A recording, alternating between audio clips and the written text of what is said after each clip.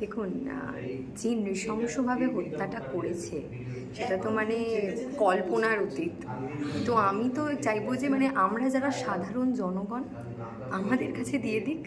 কোনো নেতা মন্ত্রী বা কোনো পুলিশ আইন ওদের কিচ্ছু করতে পারবে না। ওই একটা ফাঁসি দিয়ে দিল বা শুলে চড়িয়ে দিল তাহলেই হবে না। ফাঁসি জাস্ট গলায় একটা বদ্ধ হয়ে মারা গেল, কিন্তু তাকে তড়পিয়ে তড়পিয়ে মারতে হবে।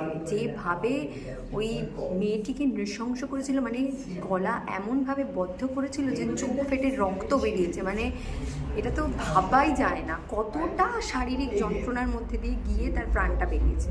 ঠিক ওইভাবেই তাকে মানে তড়পিয়ে তড়পিয়ে দগ্ধে দগ্ধে মৃত্যুটা যেন আসে তার, আর মরণ কামনা করলেও যেন মরণ দেখা না দেয়। তো এটাই জানি মানে বলছি যে ধর্ষকদের নাকি ফাঁসি হওয়া উচিত। কে দিচ্ছে ফাঁসি? মানে কি হলো? মানে আমরা তো দেখছি যে আমাদের শহরে তিলোত্তমার যে ঘটনাটা হলো, মানে কন্টিনিউয়াসলি কিছু না হোক 4 থেকে 4.5 মাস হয়ে গেছে। মানে কি বিচার পেয়েছে আমাদের?